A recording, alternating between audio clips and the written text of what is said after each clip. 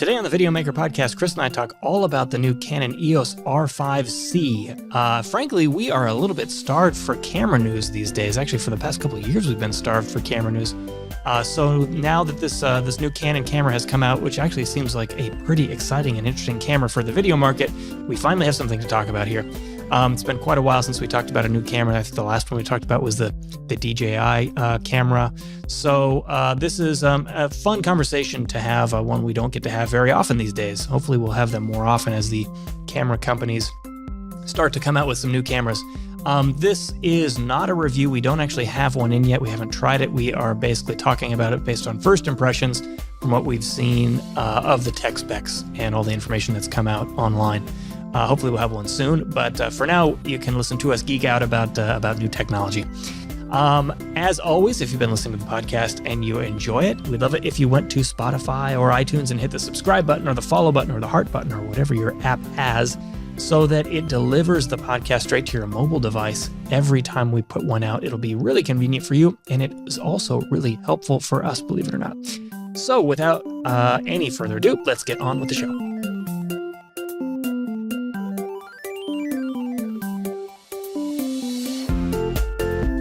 Welcome to the Videomaker Podcast. I'm Mike Wilhelm, and with me, as always, across the table is Chris Monlux. Hello.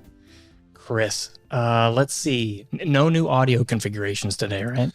No, this is normal, but I did change the cameras up just because of the topic. So we're shooting on Canon's two flagships at the moment, the R3 and the R5. Mike is on the R5, I'm on the R3, and we're wasting all of this resolution in HD. Yes, yeah, exactly. And wasting it pointing at these mugs. Yeah, just looking at my dumb face, but you know. Yeah. It'd be not a pretty sight if we were in 4K. You know? Yeah, well, that's. I remember so many of the anchors at the TV station were really concerned when HD was coming around, because they're like, oh boy, everybody's really going to see what I look like. I can't just lead with my voice. Yeah, that's because they would like meet people at the grocery store and they would say things like, you're not quite what I expected. Oh man, that would be horrible. Yeah. I don't even think I'd like to be recognized, let alone have someone comment on my looks. Like, damn it, that wouldn't be okay. So interesting today then, because we're going to talk about the Canon EOS R5 C, and the camera shooting me right now is the EOS R5.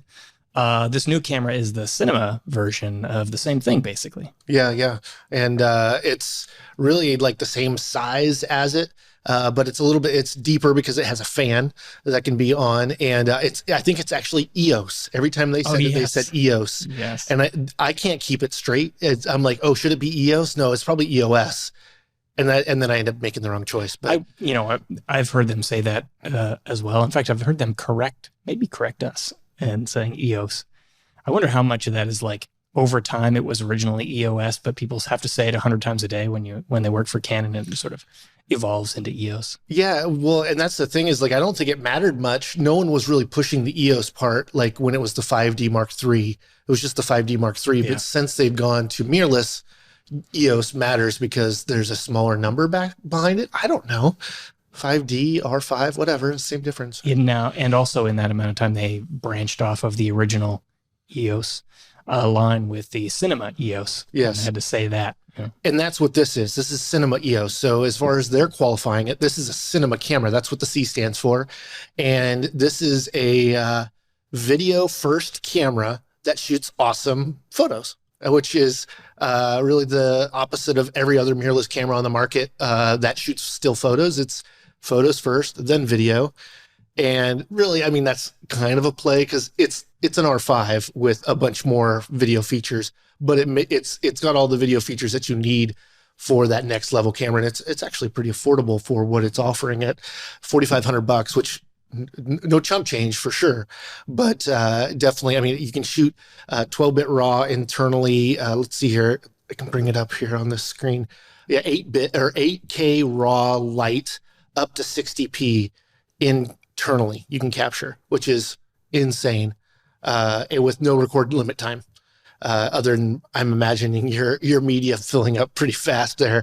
I think that's like 2 gigabit or something like that, or 2.6 gigabit. But it can shoot in cinema raw light, MP4 or HVAC, 8K up to 30, but it can do 4K up to 120. which is pretty rad. I think that's about where I'm like, okay, I feel like I got served. I mean, 240 would be really cool, but I don't know, like 120 is usually enough for cinematic slow motion. 240 if something's really somewhat interesting, but 240 watching people walk, pretty slow. Yeah, I mean, once you switch over, you're getting into 240. You're talking about real slow motion, just not like cinematic slow. So, in the sense that, at 60, there's this version of slow motion where you can almost, as a viewer, not quite tell it's slow motion. Yeah, it's just 2.5 times at 60. Yeah, it's like a little silky, looking. When you get into 240, that's no doubt about it. That's real slow motion. Yeah, I mean, gravity just doesn't seem right in what you're watching. There's a whole bunch of things that subconsciously we will experience watching that kind of stuff, and our brain will go, this isn't quite right. But regardless, it's still good if your action's really fast. Then that slow down is just to show you more detail and communicate more, versus like Gav from Slow Mo Guys did a slow motion fall into a pool where 1 second equaled 24 hours. So you could like watch his fall into the pool that took a second for a whole day. Yeah. And like, it's like it hardly frame by frame. There's so very little for thousands of frames, I imagine, even at that level, but pretty crazy. So you just, you get really specialty at that. So the camera's got a new battery, and with that is some kind of interesting stuff about the camera being able to power its autofocus. So to be able to shoot 8K full frame RAW above 30p, you lose enough power to control the focus on the lens, or lenses that need power. So focus by wire. So all mirrorless lenses. Yeah, just so all the before we native continue, lenses. maybe we could just define what's the difference between a regular lens and a focus by wire lens. Focus by wire is being energized by power to get to the focus point versus like mechanically changing. Yeah, so when you're turning the ring of the focus ring on a lens that's focused by wire, you're not actually moving the lens components. You're controlling a motor that motor goes and moves the. Yeah, you're just doing control voltage, and then it's communicating to the motor what to do. You're just twisting the dial, giving it a binary, imagining, and it shifts by that. But so you lose the ability, and this is a mirrorless camera, so you have to be using a manual lens. Now, it's a cinema camera. I think a lot of cinema shooters are going to be probably shooting EF or EF in like cine lenses on this. And then you don't use autofocus anyway. It's a manual focus, and that's like physically connected, right? You're actually moving glass units. I can't think right now. Yeah, I call them components, but that's not the right word. It's elements. Focusing groups, yes. You controlling the groups of lenses that help that create the ability to focus on different things. And so you just can't do that, but you can do it, but it requires an external power source. So you can either use, like, they have an AC adapter for it. There's one just a power block. It's a beefy one that they have cleared to be able to power it and do that, as well as like a D-tap power accessory. And I think the D-tap comes out from like a dummy battery in the camera. Even with the grip with 2 batteries in it, isn't enough to power it. It just gives you a longer life. It doesn't give enough voltage to actually do all the things they're trying to do, which is really the big issue there. So if you're at that level, I think right there that you might even consider having a rig with a cine battery on it anyway to power something else, some other accessory connected to your rig, if you're shooting a nice cinema rig. But for those that are trying to do this right out of the box, one 8K RAW, really? You need that? And that's also 8K RAW above 30p. So if you want to do any slow-mo, cool. But otherwise, 8K RAW, you can do it all day long internally at 24 if you want. Okay, Chris. I'm going to pick your brain here. All right. So I don't know if you remember this. This, I think, was before your time at Videomaker, but many years ago in 2011, Canon released a camera called the EOS 1DX, the first 1DX. It was the successor to the 1D Mark IV. And almost at the same time, they came out with another camera called the 1DC. Yeah. And the C was the cinema camera. It was the one this is made for video, and the X was the one that was made for stills. Yes. I'm getting deja vu here with the EOS R5 and R5 C, because as far as I can tell, I don't know this is for sure, I haven't seen the R5 C in person. They're physically the same camera. And that's not true. Oh, okay. So it's quite a bit deeper. So you don't have the thin cinema thing here. In fact, it's 4.4 inches deep. So it's deeper, but it's exactly the same as just the normal R5 without the grip on the bottom. So there's a fan pretty much on the back of the sensor, I'd imagine, or in the processor area that allows for cooling at those high rates. So that's really the biggest difference. But the cool thing about this thing is when you have it in photo mode, it's just an R5. So you get all of the same features that an R5 offers, and then you can click it into the movie mode, and then you have, so it's kind of both cameras, which I think is pretty neat in that way, especially because I don't know how many especially freelance creators that I know that aren't having to dabble a little bit in photography. Our buddy Devin, he ends up doing stuff, he'll get one client to make a commercial, and then they'll be like, hey, can you take pictures of this? And of course he wants to take advantage of all the budget he can get. So, he's doing that as well. And I know for him, he's been using an A7 III, and that's been one of the qualifiers to jumping into his next camera is it's got to be a good stills camera too. And that was his kind of gripe on, like, he was thinking maybe A7S III, but he's like, but it's not a terribly good, stills camera. It's probably better than the past versions, but it's still no, meant for, I mean, even the S on Sony's, that should be a video first camera. Just by, I guess by marketing is really the biggest difference here, but it is a little bit different body wise as a camera. It's got that vent. It kind of reminds me of the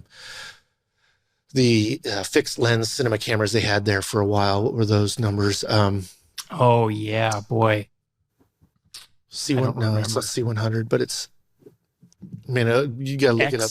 XC10, XC10, XC15. Yes, that's it. So it has the vents there, which makes good sense. And they're saying it's quiet, which it should be. Hopefully it is at least. So that's, I don't know. I'm excited to see about it.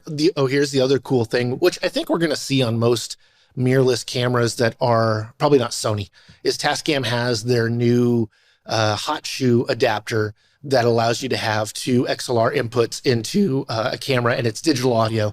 So it's converting it there and so you're not having to use the camera to process the audio. It's coming in digitally into the camera, which allows you to have less signal to noise ratio. You don't have to deal with, all the cables and all that kind of stuff on the side.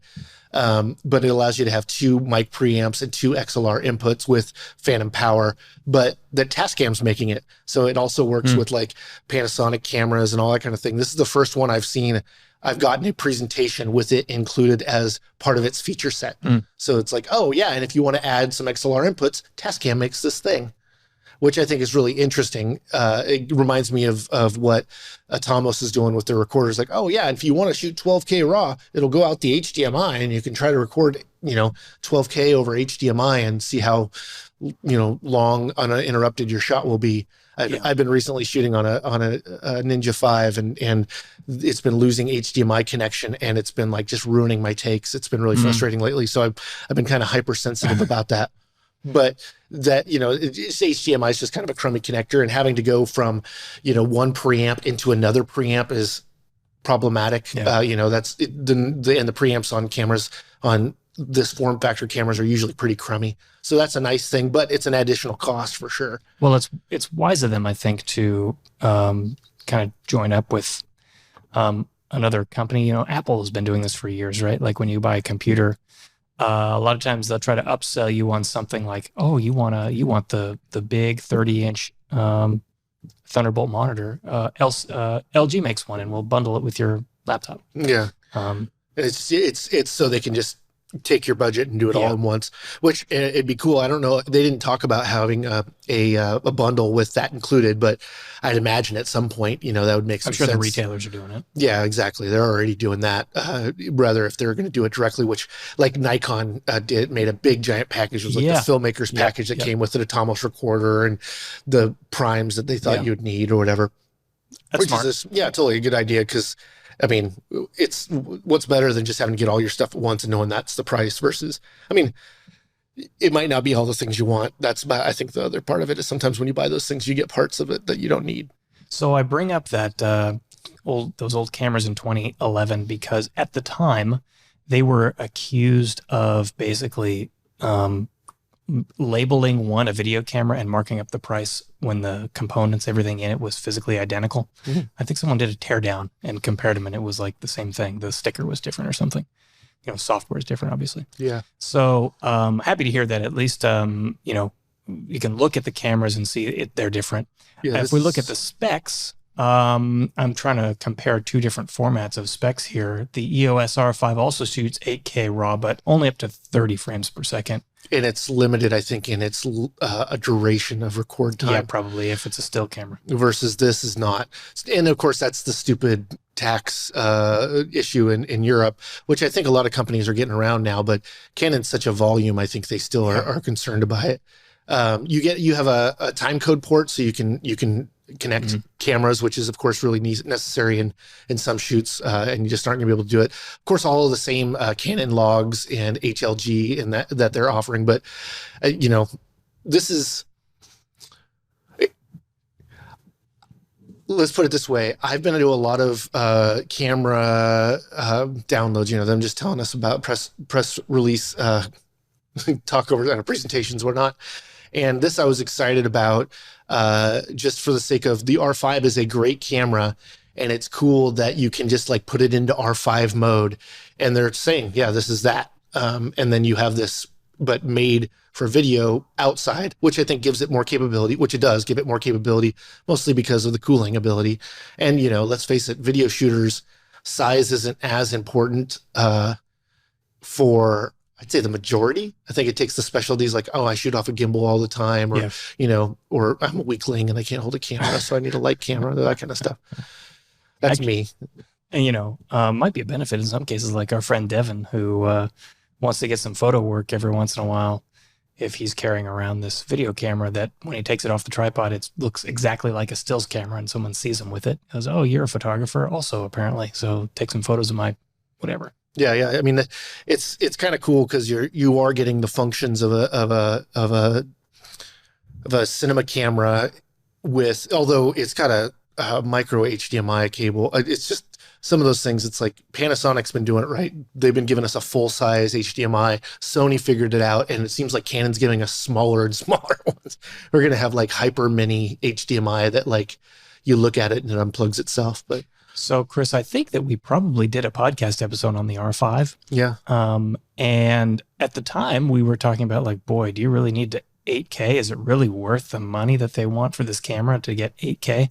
Looking at it on B&H right now, it's the R5 is $3,900. So there's only like $600 difference. Yeah, well, it goes up to $4,500 for the EOS R5 C. I wonder how well, actually, it must be popular. There's a logo right here that says #1 bestseller on the EOS R5 C already. Huh. Considering it wasn't that long ago that we were talking about the R5 and really going, boy, I don't know about the 8K, if that's really going to compel people to buy. Apparently it does. At least if this little sticker here that says bestseller is any indication. Yeah, but I don't think necessarily this camera is it's the 8K that's really bringing the people to buy. I mean, there's just like being able to shoot. I mean, that's a lot of the sensor is a resolution that you shoot natively full frame in 8K. If you want in 4K, it goes to Super 35, and then if you want to shoot in 2.7K, it's Super 16, which is like most cinema cameras that you find. That's how it runs down. That way you have pixel for pixel. You're not having as many issues. But I mean, this is a camera that I'd probably never shoot 8K in because I don't have a need for it. But all the other stuff is still valuable, and it doesn't necessarily seem like we're paying such a premium for that 8K to do it. If this was a much more, but if you were in the market for a 4K camera, you didn't need 8K. Could you find a camera with all the other features for less than $4,500? Yeah. I mean, Black Magic all day long, but yeah, and that's the difference there, I guess, is there's you have no photo features. Yeah, and the same thing with Sony Cine. So you have the FX3. It can take photos, but it's really just an A7S III being able to shoot photos. So you still have a low pixel count, and that camera is, I think, $3,500. I mean, so it's a little cheaper, but it only shoots 4K. And you look at all the Lumix cameras, and they're all 5.7K. So really living in the 8K space is like Red, or shooting over 8K, which is the Blackmagic Ursa Mini Pro 12K. And that gives you 12K RAW, but it's Blackmagic RAW, it's B RAW.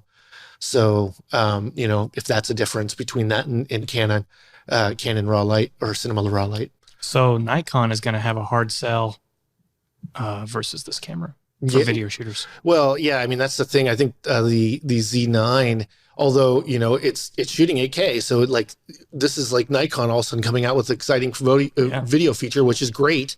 But I just, there was just something there. I guess it really just hit it on the nail for me. I'm like, finally a video first camera. I've said this a few times already now, but like it felt like that in the way it worked. Like, hey, here's the camera you have been wanting to use, or how you've wanted all these mirrorless cameras to work for you, workflow wise and features wise. And, you no longer have to use just a histogram.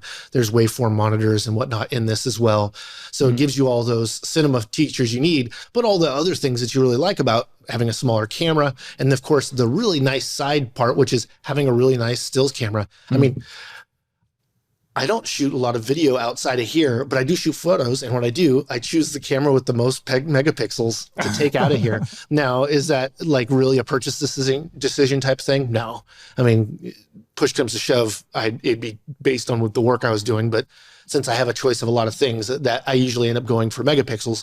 But that's in stills, because the idea of being able to crop a somewhat loose shot into a beautiful shot with high megapixels is attractive. And that's the same thing with 8K.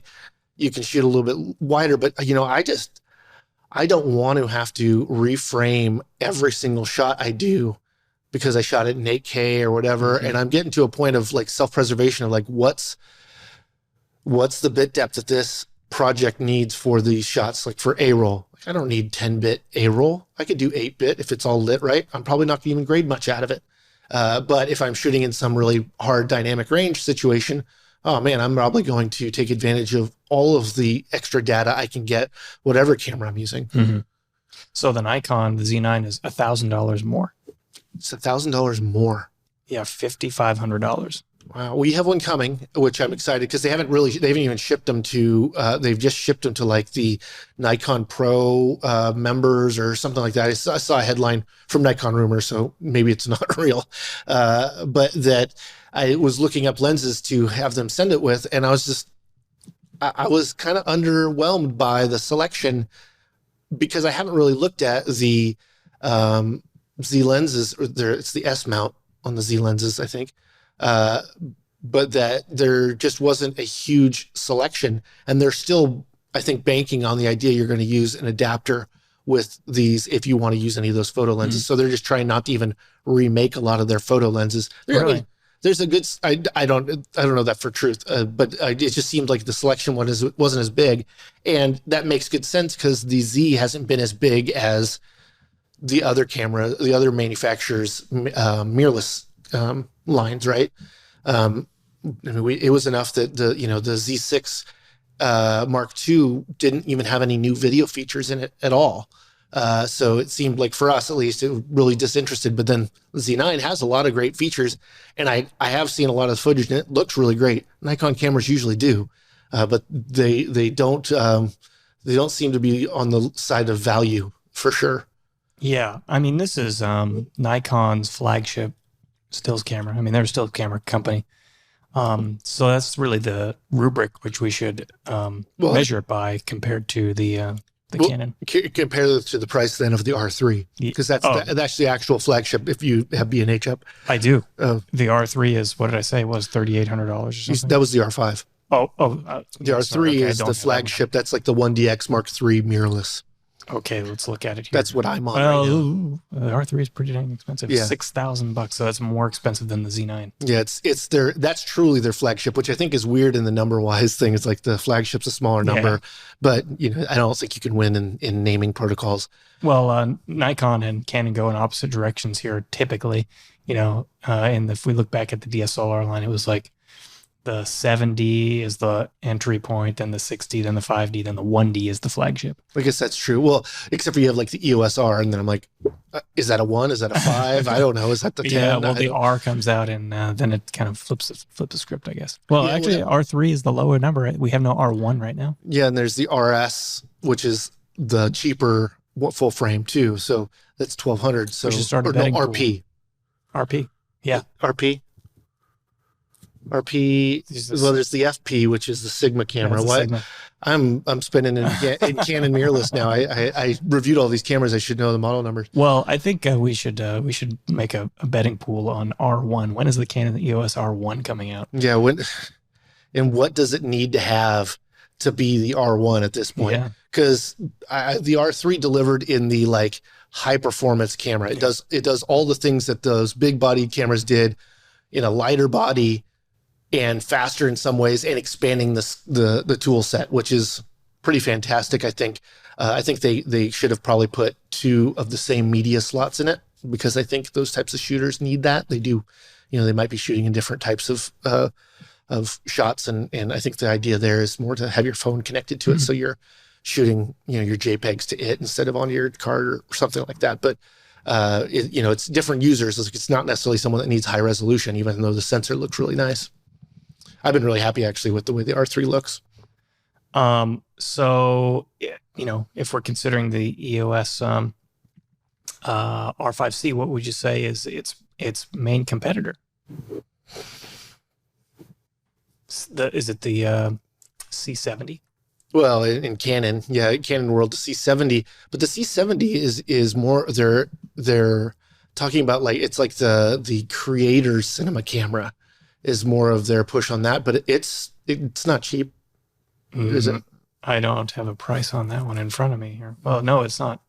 Well, B&H has it for $5,500. So yeah, so it's more money than this, which is interesting as far as like why is that? And I'd be curious even to find out how successful the C70 has been in general. Because I have seen them being used, but they're not making headlines everywhere of like, I use this new camera and you got to change. And I didn't necessarily feel that way when we were using it. It was fine, but I think some of the workflows on it, stuff on it, would be really awesome for some users. I feel like time is compressed or slowing or faster. I can't quite tell, but it feels like the C70 is a brand new camera when I think it came out in early 2020 or something. Yeah. It's possible that they've just moved on. It's true. It's just the next model number. Well, and that makes good sense, because that's about how long especially a new model will last before either it was successful and they make another one, or they put another camera in line that takes over its place or whatever. But I'm happy about it. I think it's a cool idea. If you shoot the R5, all the buttons on the back are the same, in the same location. The menus will look just like what the C70 has, which I like too, which were when you're in movie mode, it's movie controls, no photo controls. When you're in photo, shows you photo controls. Why isn't everything that way? It seems so simple. And of course, for me, it's like as soon as you press menu, you're like, I know what menu I'm in. And it's really telling, versus like the ones that are both. And it's like, now I have too many menu options to look through to find what I'm trying to do. Like, I don't offer me an autofocus menu that only offers for photo, because I'm going to think it's for video. And then I'll be like, man, this isn't working right. It's like, oh no, it's not supposed to work for video. Well, of course. So Chris, is it too early to say that the camera industry is back in its normal release cadence? No, I don't think we're quite there yet. I think that like this, what this being released right now, what cadence would this have hit? This is just an announcement because they can, and I think they're there's, as far as I'm aware, there's not anything right around this. So they're also, getting the splash with no one else in the pool, which I think is probably a lot more helpful than like the big trade show announcements where you're having to, really rise above all the noise. But I don't think for Canon, this is on time, but like. How about in terms of numbers of cameras per year? I don't know. I think it would probably definitely be different around the world, right? I think that like Europe's film industry has definitely not gotten back to what we've been able to do in the US, just because of them having to deal with so many different countries' regulations versus ours being not regulated. I don't know, but far more indicative of getting back to work, I guess. And then of course, I don't think we have, well, I wouldn't say that. I wouldn't say we're not having as much suffering, but that it's, I think we're not quite back where there's all the work you can eat. I think or if there is, people are still picking jobs with health in mind and those kinds of, if you're taking a job before, would you have thought about, I might get a flu or, I might get sick? That might not have been in your equation for doing a job before, but it might now. Yeah. And I think that's something that I think a lot of people in all the industries are dealing with, and specifically in ours, because there are some situations where it's like someone's going to have to be maskless they're an actor, they're on camera. We're not in 2022 in the movie. We're in, 1865. They don't have masks, whatever it is. So I don't know. I think when Sony starts pumping out the cameras at the fever pace that they were before, at least like a few a year. They were doing 5 or 6 a year of like, higher, above entry level cameras, $1,200 and more cameras a year, it seemed like. And I can't imagine that their roadmap had this slowdown in it, right? No one knew we were going to have to slow down. So it's probably just, having to deal with what everybody else is dealing with. Let's not release things too fast because we might not be able to manufacture them fast enough for you. So I think that a lot more calculations are being made. Like, we know when these will be ready to sell, so let's make our announcements then, versus the idea of being able to pre-sell something and know you're going to be able to get them on shelves at a certain date, which I just don't know if they know anymore. Yeah, cameras, I learned, take years to develop. Oh, totally. So whatever was going to be released in 2020 and 2021 was probably being worked on pre-pandemic. Guaranteed that's the case in the case of 2020, but probably also still the case in 2021, which makes me think there must be just like a whole bunch of cameras that have been conceived of and built, prototypes, and maybe some off of the factory that are just sitting, that they never saw the light of day and may never see the light of day. Yeah, like they skipped it because of the time or whatever. Like, we just didn't get into manufacturing it, but we'll put this stuff in somewhere else. I know it's true because I've had many conversations that like a year later, that conversation becomes a lot more clear because the camera comes out. Right. So like I remember getting the question, how would you like a C100 with the new R mount on it? I'm like, and at the time I was like, I like the C100 or no, C200. And I'm like, yeah, that'd be kind of cool, I guess. He's like, do you think that the new mount would be good for cinema shooting and stuff? I was like, I don't know. At the time I was kind of into it, but there wasn't that many lenses and stuff. And I was kind of cold on it. And I've had that conversation with a couple different manufacturers of different things. And then all of a sudden, sure enough. Yeah. Or like the conversation like, oh yeah, next year is going to be all about frame rates, I think. And you're like, oh yeah, probably. And then all of a sudden they release it, 240 camera. And you're like, oh, okay. Yeah.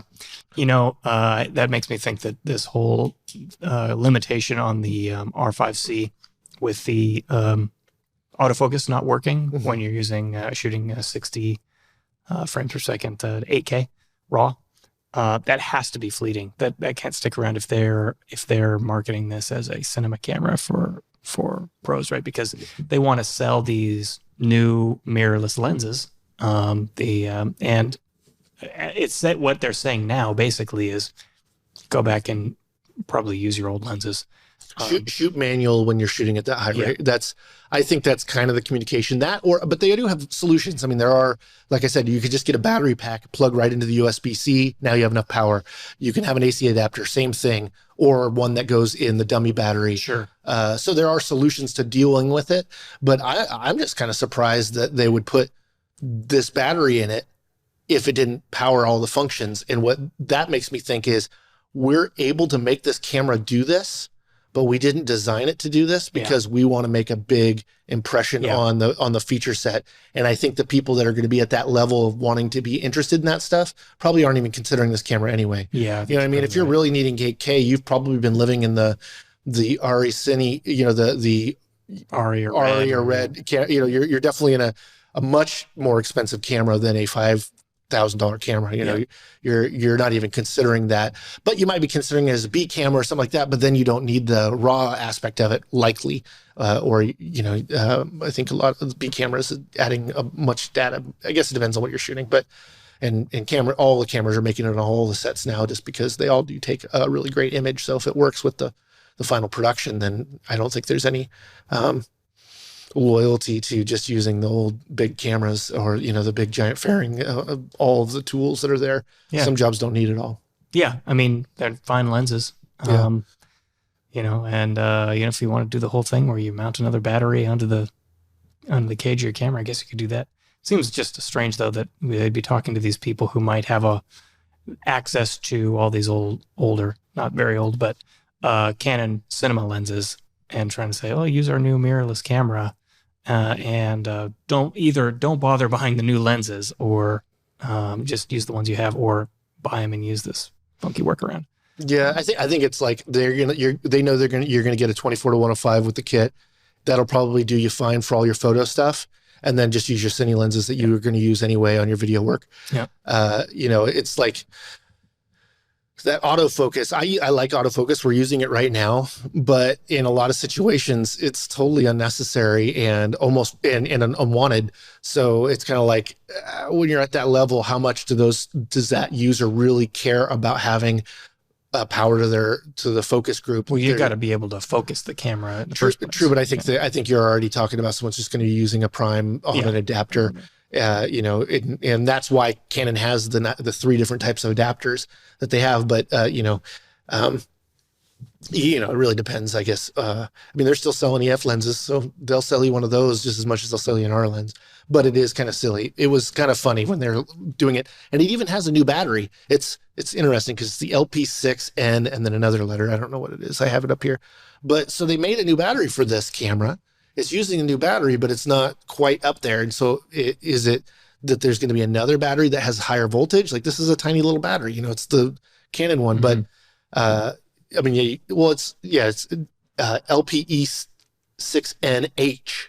Well, I think eventually they will bring the power requirements for handling that raw video down. Like the processor will improve and become more efficient. And maybe that's it. It's like they'll be able to give a cool firmware update mid-year on stuff. I hate the firmware update promises when they release cameras and they don't actually ship them with it. Like, that's just a pain. It's like, really? Like, I'm going to have early access to the camera and I can't show off the things that are like the highest level, line level of like splash as far as the, feature set. But, we got to assume that those features don't exist, until the firmware actually comes out. But it's just a weird thing. Is like, I could buy that, but then I could have a whole year of not getting that feature that I paid for. Well, it's somewhat exciting to get a new camera announcement at all these days. Cinema camera too. I'm stoked that it's not like just another mirrorless full frame.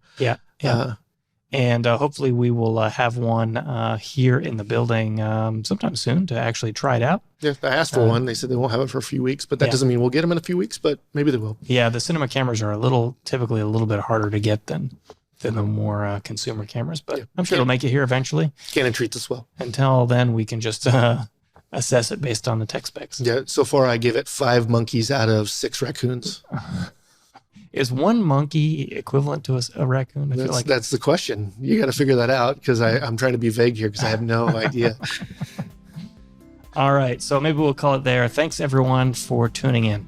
We'll catch you next time. Big thanks to everyone for listening. As always, if you've been listening to the podcast and you enjoy it, we would love it if you went over to iTunes and gave us a 5-star written review. It's always nice to get those. It makes us feel good reading them. And it helps us on the iTunes and I guess it's the Apple Podcasts marketplace. It helps to surface our podcast so that new listeners can find it. So for Chris Monlux and everyone here at Videomaker, I'm Mike Wilhelm, and you've been listening to the Videomaker Podcast. We'll catch you next time.